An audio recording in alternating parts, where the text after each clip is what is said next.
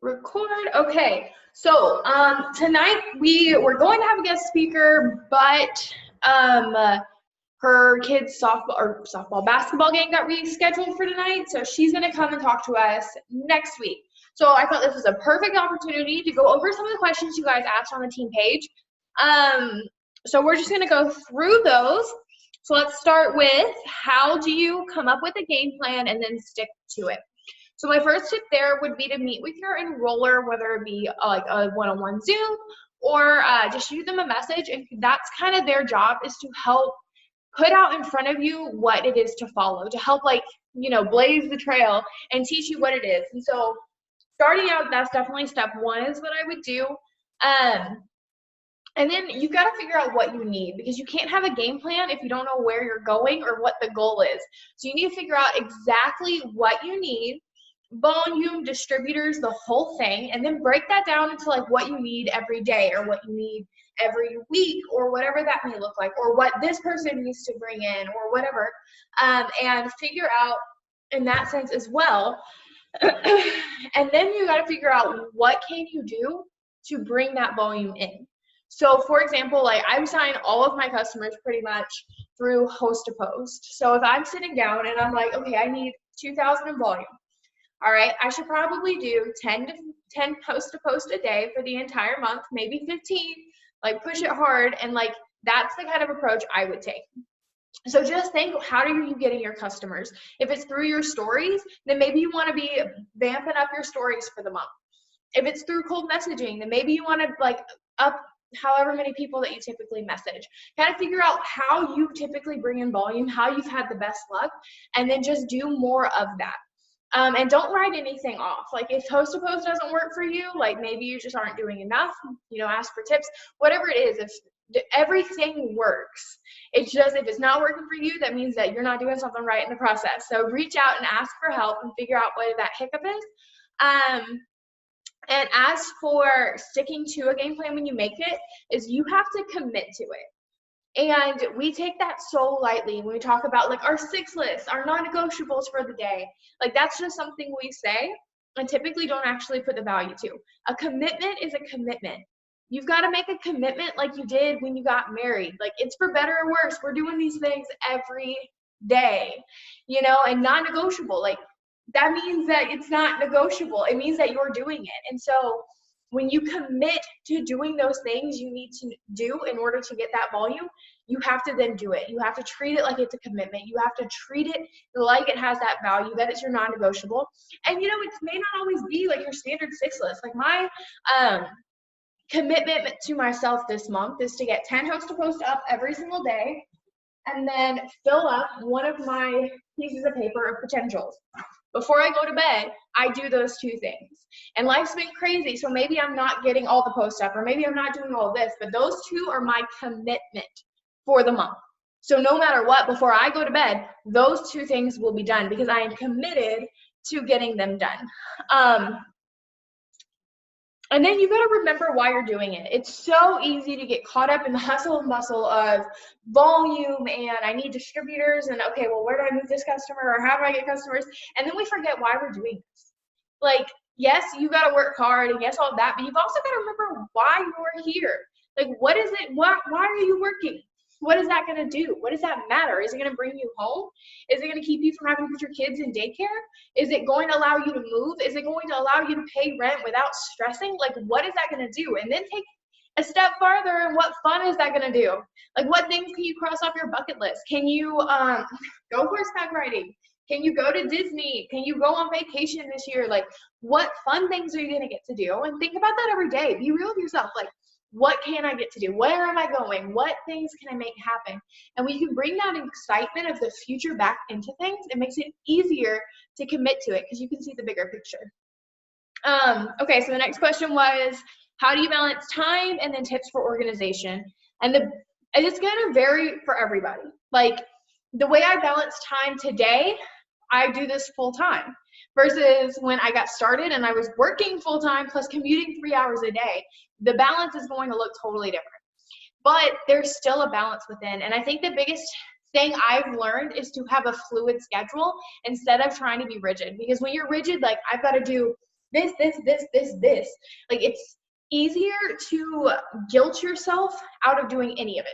Because if you miss one thing, then why would I do the rest? I've already messed it up. And it's so much easier to get into that. But when you have a fluid schedule, when you're like, oh, I want to get these things done, and I want to do these 2 things before noon, and then if you do both of them like that at noon right there, that is one thing. You know, maybe the day before you do them at 8 o'clock in the morning when you really want to, like, but you have the fluidity of knowing that life is going to happen. Life's going to be different. Each day is going to be different.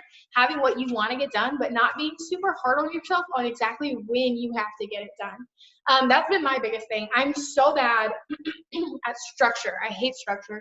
Hate structure. If you guys could see my office, there is no structure in here. It is chaos. And I work in organized chaos. And so I had to take that and translate that into my schedule, because when I was trying to be rigid, when I was trying to have a set schedule, I was failing miserably. But when I found a way to bring my style of chaos into my schedule, everything started fitting together. So if you're someone who loves organization and loves structure, then don't try to do something that's fluid. Like, go with something that's structured and rigid. But if you don't like that, don't feel like you have to fit into that mold. You can fit a schedule into your lifestyle. And then when it comes to a schedule and working, don't think you have to schedule out time to work. You don't work this business in the morning and at 30 minutes at night. You work this business in your day. There's pockets of opportunity all throughout your day. There's 5 minutes when you go to the bathroom at work. There's 15 minutes on your break. There's 5 minutes of the other bathroom break. Like, there's time that you work this into your day, throughout your day, in little bitty pockets of times. Power hours are also amazing. When I first got started, I had this idea that I had to work nonstop in order to be able to accomplish anything. So I was on my phone all the time. I was commuting 3 hours a day. I was on my phone while I was driving. I was at work. I was sneaking my phone. I was at home from work. I was on my phone. I was in bed. I was on my phone. I was always on my phone. And yes, I promoted. And yes, I did all of these things, but it didn't have to be that way. And I wish if I could go back and tell beginning me anything, it would be that it doesn't have to be that way. You don't have to be on your phone. You can do this and have a life as well. You should have a life as well. And so learning to utilize the structure of a power hour, it will change your business, because all that is being super intentional for a short period of time. So whether that's 30 minutes, 15 minutes, an hour and a half, 2 hours, whatever that time is for you, it's being super intentional during that period and then not being intentional after. So if I'm going to sit down and I'm going to do a power hour, I'm going to, like, my phone's on do not disturb. I'm not responding to any messages. I got a sign on my office. Daniel will not come in here and talk to me. Like, I am doing nothing, but I'm working. Like, that is it. When that hour is over, I'm no longer focused on trying to sending out messages and trying to do this, because I did that work. Now I go into maintenance mode. And after my power hour, I'm responding to messages throughout the day, or I'm helping people place an order, I'm checking in. But it's not that same level of intensity of I have to be on my phone. And so when you can break your day into segments like that, if you've got 15 minutes before work, power hour for 15 minutes. You can send out a lot of host to post messages in 15 minutes, okay? You know, and then when that is over, that is over. Go on with your life. Go on with your day, because you put in the intentional focused work.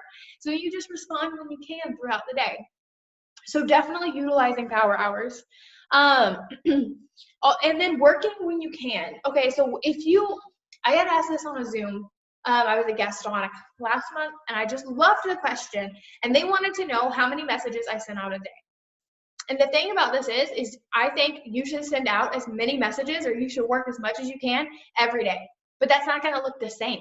Today, I may sit in my office and work 3 power hours, like 3 2-hour power hours, 3-hour power, whatever it is. I may work really intentionally all day today. Tomorrow, I may work for 10 minutes. That's it. Like, that may be all I can contribute to my day in this business.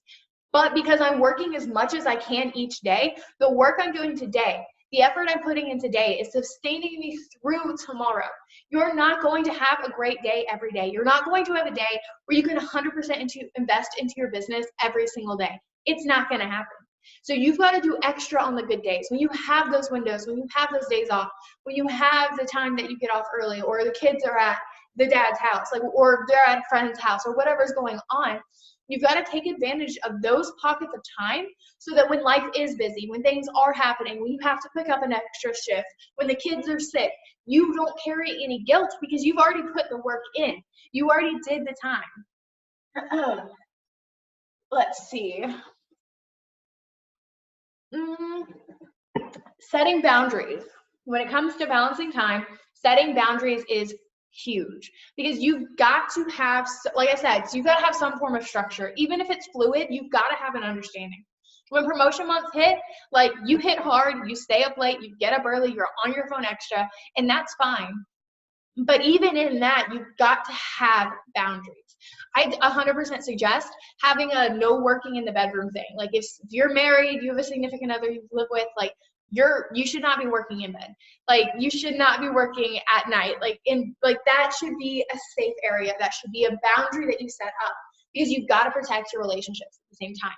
You know, taking 10, like, if you say, okay, I don't work during dinner, like, that's a great boundary to have. Take a few minutes off to eat, engage with your kids, see how their day was, talk to your husband, like, whatever that is, take that time. You know, maybe it's when you first get your kids from school and you take 10-15 minutes to help them get set up with their homework, and that's a boundary.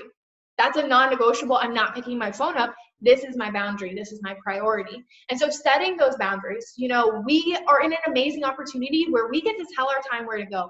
We get to decide what is a priority to us. So don't lose that. Don't let go of that. That's what we're here. That's the whole thing we're fighting for, is the freedom to tell our time where to go, the freedom to write our own priorities. So take advantage of that now. You may work all day, and as soon as you get home, maybe that's your priority. Maybe that's your boundary. As soon as you get home, you take 15 minutes to, like, chill, to reconnect with your husband, whatever that is. Like, set those boundaries as to when and where you're going to work. But also know, like I said earlier, like, your work will fit into everything fluidly. You know, 5 minutes when you go pee, 10 minutes on your break. Like, you've got to still allow those pockets, but don't think it's a bad thing to also set those boundaries for you and your own time. And then for organization, literally, you just write everything down. Like, I wish you guys could see my desk. There's no way I can take my laptop so you can see it. But as I said, I work in organized chaos. As in, like, it's chaotic in here. So I'm not like queen of organization. You're not going to come in here and be like, oh my gosh, she's got her life together. You can walk in my office and be like, Lord Jesus, how does this lady function? But I write it all down. Like, it's okay. You don't got to have perfect organization. If you were green and you like facts and you like things to be in order, then, like, use that and be super organized. Have everything color-coded, whatever makes your heart beat. But if you're not, don't think you have to be crazy organized to be successful, because you don't. You can be a hot mess express and still be successful. Literally, this is what I do. This is my organization. I have my piece of paper right here has potential loyal customers. This side has potential distributors. And then I just do that every day. That's it. That's it. And then I screenshot my messages, my message thread if I'm out, so when I get home I can write all those names down, or I'll jot it down on my phone and then write it down when I get home. That's all I do. That's organization. Like, don't take too much time. Don't put too much thought into it. Whatever is going to be natural for you. I'm a pen and paper person. If you don't like pen and paper, don't go buy a notebook and try to write in it. Find something on your phone to do. Like, figure out what's going to fit best with you and your style. Okay, let's see. And the next question was, how do you post every day?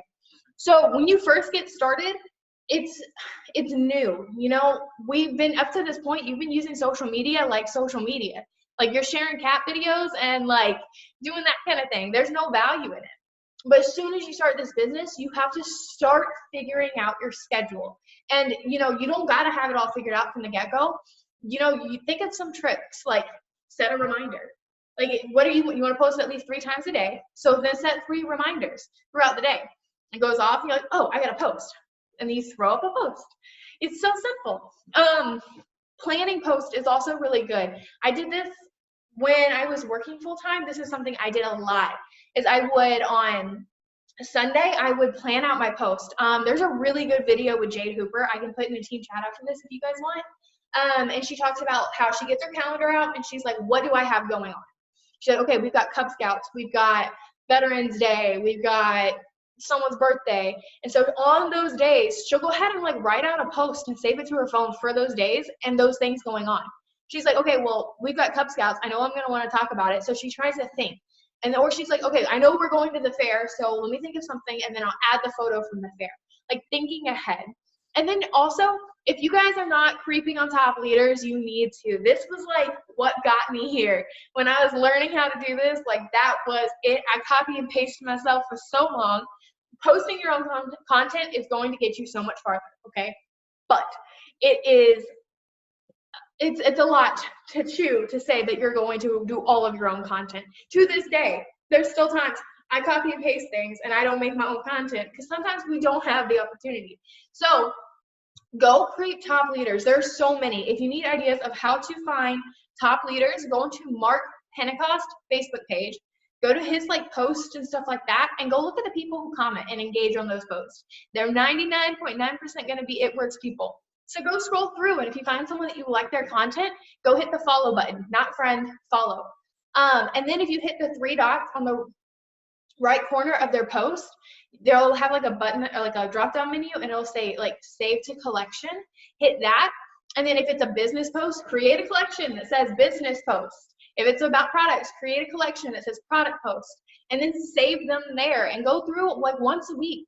Go look at different top leaders and save some of their posts to Facebook. And so then you just go onto like the little, I don't know, the not notifications. I don't know how you get to the saved stuff. Like where, I don't know how to describe it, guys. Technology and words are not always my best. But you go there, you hit the save, and you go to your collections, and you can see all of those posts that you saved there. So you're like, oh, my alarm went off. It's noon. I need to make a product post. I'm busy. I can't think of what to say right now.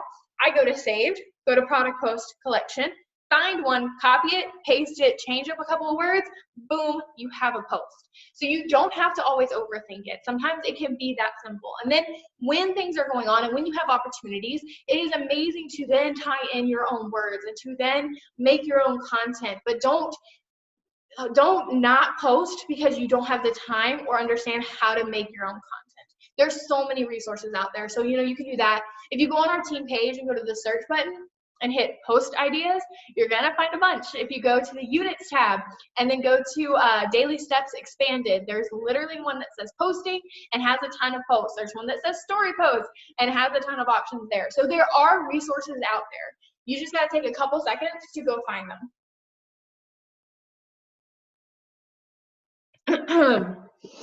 And the more you do, the easier it's going to get. Like, I don't even think about posting now. Like, it's just, I can almost tell you, because I post every like hour to 2 hours. I can like be sitting here and I'd be like, oh, I need to post. I'll look down and my post will like be at like 59 minutes. Like, it becomes second nature. So the more you do it, the more comfortable you're going to get with it. The easier it's going to be to know what to post, how to post content, when to post, and all of that. Let's see, what's the next one? What do I need to post every day? So you typically, what I would recommend doing every day is a lifestyle post and or a business post, product post, interaction post, and posting your stories. So a lifestyle post is not going to directly be like, hey, join my team. That's kind of more like, how has this business influenced your life? So it may be a picture of you with your husband on a Tuesday, and you're like, I love the fact that I get to spend so much time with Daniel, for example, and that's it. Or maybe it's Monday morning and you're in bed and you're like, oh my goodness, I love that I don't wake up to alarm clocks anymore. I don't know why I keep starting my sentences with I love. Like, I don't know, that's just easiest to go with. But it's things like that. Or like maybe it's a good quote talking about like, being strong or something. That's kind of more of a lifestyle, or telling your story more. Business post is more going to have a call to action and be more directly about the business. So, back when we had half off codes, oh my goodness, it's half off to join my team. Or those like, do I have any moms on my Facebook looking to make extra money? Things like that. So you want to do one of those two every day. You want to post about the products. I feel like that's pretty self-explanatory about what a product post is. An interaction post. Okay, if you guys go on my Facebook and scroll through, like I post an interaction post almost every day. And the whole point of this is to get people to comment. That's it. Like, you're not going to message these people. Like, you don't have to message them. It doesn't have to be anything elaborate. You're just wanting people to comment on this post. Because the thing is the more people who comment on a post of yours, the more popular Facebook thinks you are. So therefore, the more it will show your other posts to people. People are never going to comment on your It Works post as much as they would something else. So by doing this, you are getting, that post is going to get a lot of attention, which is then going to, in turn, when you post about the business or you post about the products, more people are going to see it. So it can be something as stupid as, I talk about this one a lot because it blew me away. I got like 400, 500 comments on a post, no colored background, anything, that literally just said, like, settle a debate, does ketchup go in the fridge or the cabinet? And I got like 400 comments, 500 comments of people wanting to tell me where my ketchup needed to go and why. Because people are opinionated and they want to give you their opinion. So something as simple as that.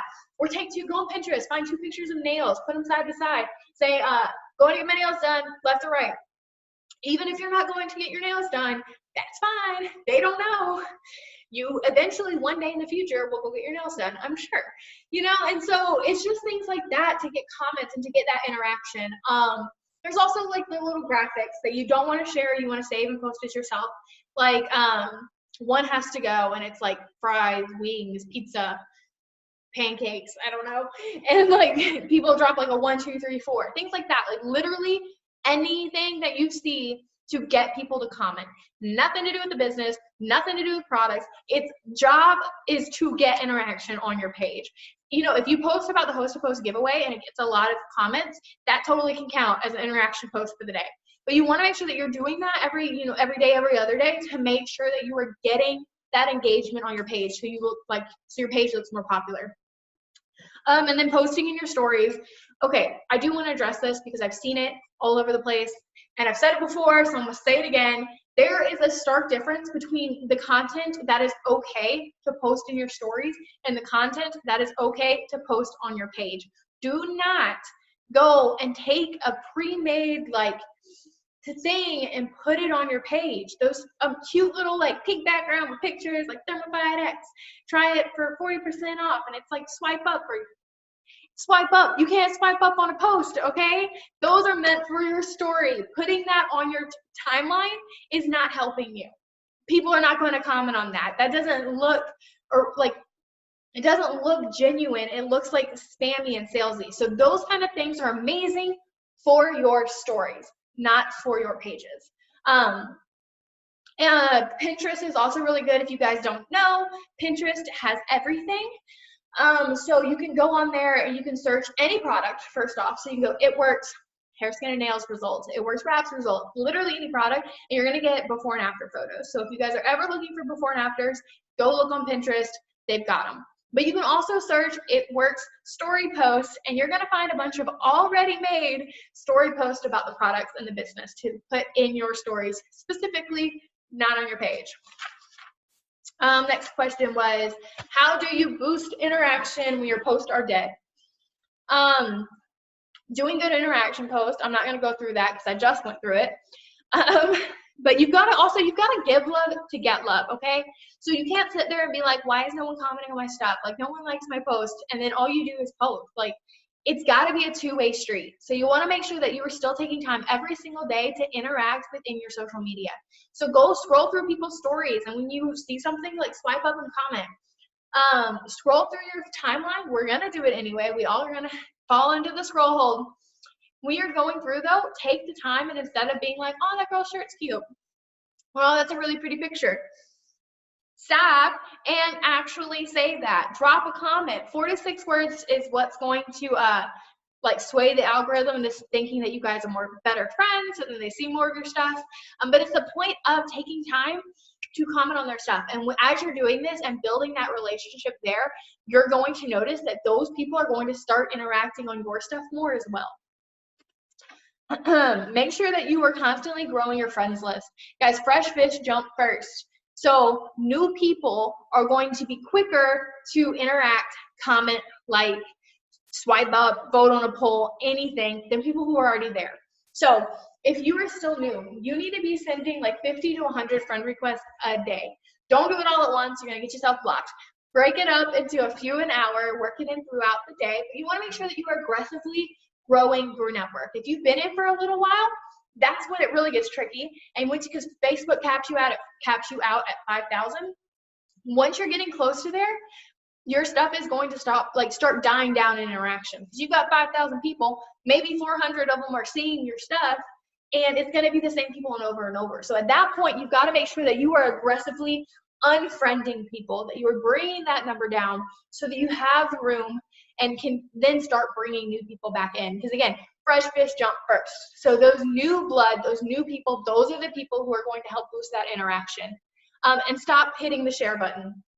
When you hit the share button on a post, video, whatever, it kills your algorithm. It tells Facebook that you were spammy, and then it stops showing people your posts. So you're pretty much shooting yourself in the leg every time you hit the share button on a cat video or a news thing or whatever it may be. So if there's something that you really want to share, just save it and repost it, but try to avoid hitting the share button as much as possible.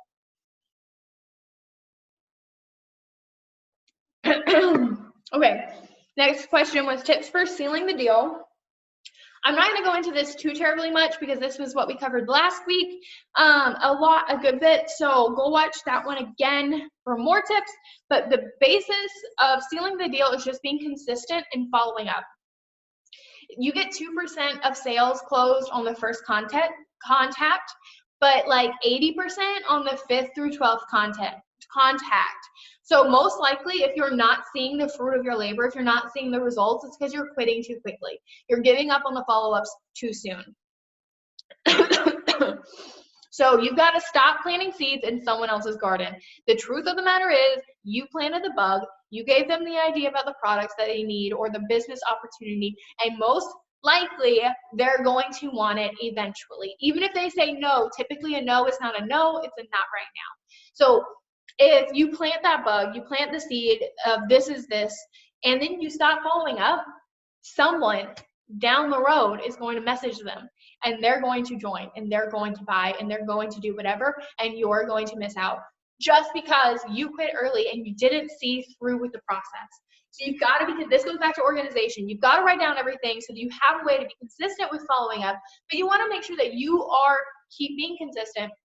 And following up is not always, messaging them. Sometimes, if you're just going and interacting on their post, the whole point of following up is you want to be the person that in the back of their mind, when they look in the mirror and they're like, I really don't like how I look, you would be like, oh, I bet you Emily could help me. I remember that. They're like, yeah. And you want them to contact you. I signed up a girl today. She got Wraps and Cleanse, and I haven't talked to her in like 6 months. Like I went through a phase where I stopped writing names down on paper and I lost a lot of people, so don't judge. But I didn't follow up for 6 months. In a message, I was still interacting on her stuff, but she messaged me today. She's like, okay, I'm ready. Okay, and she signed up and joined. But you've got to be consistent, because I was consistently following up with her for like 3, 4, 5, 6 months, and before I stopped, before I fell off.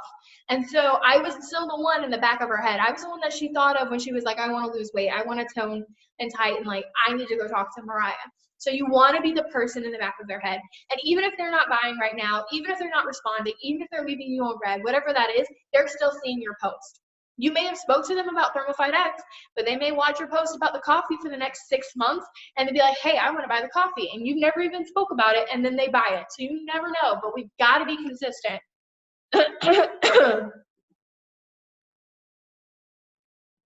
Sorry, guys. All this weather changing has me all kinds of all over the place. When it comes to sealing the deal, when it comes to talking to distributors, customers, anything at all, the biggest thing that I could say is to remember that you can't say the right thing to the wrong person, but you also can't say the wrong thing to the right person. So stop putting so much stock into what you are saying. Like, it's so easy to be like, there's a secret. Oh my gosh. I can remember that I used to think this all the time. I was like, there's a secret. There's a reason these people can sign like 50 customers and I can't. Like, they're saying something I'm not. And I've been doing this a minute. I've talked to a lot of leaders. I've gotten a lot of people to send me their scripts, and guess what, guys? They're saying the same thing I am. which in turn is the same thing you guys are saying because I give y'all my scripts. Like they're saying the same thing. The difference is they're saying it more. The people who are more successful than you, they're not saying things different. They're not doing things different. They're just doing it more. And so that's my last point with this one is talk to more people.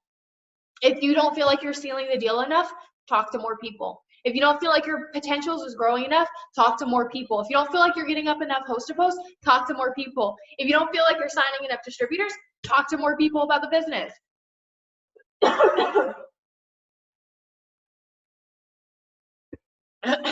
Sometimes you just have to, you're doing the right thing and you're on the right track. You just have to do more of it.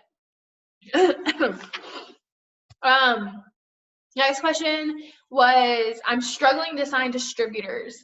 So the first and foremost part of this is you are what you say you are. So if you are struggling to sign distributors, you will struggle to sign distributors because you're putting out there that you're struggling to sign distributors. So the very first thing that you need to address is your mindset and not what you're actually doing. Your mind has to be in line first because what you think, what you look at, what you look at is what you're going to see. What you think is what you're going to be. So if you're sitting there telling yourself, I can't sign distributors, or I'm in a funk, or I can't sign customers, or I'm not a good leader, or whatever that is, like that's what you are going to project on yourself. That is what you are going to become. I could sit here and I could be signing 30 customers a day. Like I could be doing something crazy. And if I turn around and I'm like, I can't sign customers, guess what? I will stop signing customers. Like that's the way it works.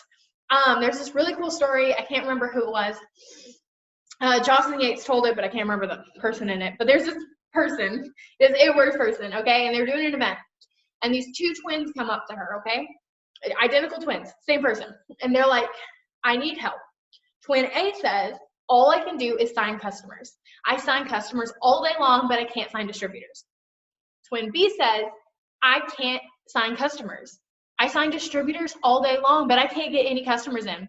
So the It Works reps looks at them and it's like, okay, well, Twin A, you can now you can sign distributors, and Twin B, you can sign customers now. 3 months later, these two twins are at another event and see this same rep. And they come up and they're like, okay, so I don't know what's going on. And Twin A is like, I used to be so good at signing customers, but it's like no matter what I do now, I can't sign them. All I do is sign distributors. And Twin B was like, I used to be so good at signing distributors, but now everyone just wants to buy product. No one actually wants to join the business. And guys, that's the truth of it. Whatever you're looking at, whatever you're focused on, whatever you're telling yourself, that's what's going to happen. If you're sitting there saying, I'm amazing at signing customers, and that's all you're telling yourself, you're going to be amazing at signing customers, but you're not going to be amazing at signing distributors. And vice versa. If you're really like, oh my goodness, I'm so awesome at signing distributors, you're going to be awesome at signing distributors and not awesome at signing customers. You've got to find a balance between both. But the second you tell yourself you can't do something, you can't do it. Like whether you believe you can or you believe you can't, you're right. So first and foremost, you gotta fix your mind. And then when it comes to distributors, guys, you just have to talk to everyone. Like everyone needs this business, whether they know it or not. Like everyone. There's no one who doesn't need this. We have amazing products. We have an amazing compensation plan. We have an amazing team. We have an amazing chance to make money, an amazing chance to change your life. Everyone needs this. So you just have to offer it because so many people don't even know this is an option. So I get most of my distributors personally from host to post. I don't do distributor host to post. I only host to post for customers, but the next month, or if I'm pushing, sometimes I'll do it that month and just wait a few days. But like, for example, I'm going through all of my host to post for last month and I'm messaging everyone who posted. Guys, we do a cash giveaway. If they want to host a post and be in a cash giveaway, guess what they need? They need cash. Guess what we have? A business opportunity. So we were robbing them of the opportunity if we don't message them. So I go through and I message everyone who hosts a post for me and I offer the business. Anyone who says they can't afford the product, I offer the business. Guys, you never know. One of the first distributors I signed up, I think she was the third distributor I signed up. when I joined, she was going to buy the cleanse. Okay. And so I had a date to follow up. I followed up with her on that date to buy the cleanse, $36. And she was like, I don't have the money for it. I was like, okay, mention the business because that's what I was told to do. And let me tell you, she signed up on the spot for $99. The same girl who minutes before, it wasn't even like an hour, like minutes before, did not have $36 to buy the cleanse, joined as a distributor for $99 a few minutes later. You never know. And so you have to offer it. You have to put the opportunity out there, because if you're not telling people, the answer is always no. If you don't ask, the answer is always no. So you have to be putting it out there. You've got to talk to everyone. You've got to bring it up in every conversation. And just like with customers, you've got to follow up. You've got to be consistent. You never know what's going on. It's like every 3 to 6 months, a life event happens and things change. So you never know when they're going to actually need this and be ready for this. So you've got to be following up with them, be in their back pocket so when they're ready that you are there. Let's see. The next question was, what if host-to-post isn't working? Host-to-post works. Host-to-post is working. If it's not working for you, you are not getting enough up, first off. Second off, stay with the trends, okay? What is working? Right now, that little thank you so much. Will you post this with a colorful background? And it says if you take 2 pills a day for 90 days and lose 31 pounds, would you? That is working, okay? I get 10, 15 up a day, and I get at least a whole page of my thing of potentials from it, okay? It's working. If it's not working, you're not getting enough up. Super simple. And then the last question was, how do I get out of a funk when I feel stuck? First is you've got to accept that your business is yours. That if it is slow, it's your fault. If it's booming, it's your fault, I guess. If it's whatever it is, your business is your business. It is not your uplines. It is not your downlines. It's not your sidelines. It's not your team's fault. It doesn't matter. It's your business, your fault, your responsibility. So first and foremost, you've got to accept and own that. You've got to own the fact that you are a business owner, that you are running your own show here, okay? Once you do that, you've got to start doing action, because the truth of the matter is, if your business is slow, you're not doing the things that you were doing when it wasn't slow. It's just the way it is. And I've heard that, thought it was bogus, because I've never stopped working, ever. I've never gotten less than 10 customers a month. I've never not completed my steps to success. I've never not been working. But when my business was slow, I wasn't working like I was when it was not slow. I was getting up, 5 host-to-post a day, but I wasn't getting up 10. I was posting 3 times a day, but I wasn't posting 4. I was messaging 10 people a day, but I wasn't messaging 20. The thing is if it's slow, you're not doing the things that you were doing when it was fast, when there was momentum. And guys, sometimes you have to create your momentum yourself. Action creates confidence, and inaction creates doubt and fear. So if you are feeling stuck and you are feeling stressed, you've got to go out and do something. Anytime I start feeling negative about my business, anytime I start feeling slow or stressed or stuck, I go out and I get 30 to 40 host-to-post up. Not kidding. One day, every time. And so I do this a couple times a month because I'm human. But when you get up that many host-to-post, okay, it's so many. You every time you log on to Facebook, you've got a million notifications. Your messenger is blowing up. There's so much going on.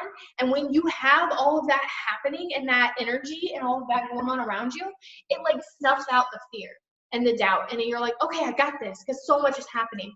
So just think of it. Think of what you can do. What action can you create? What can you get out there and get done?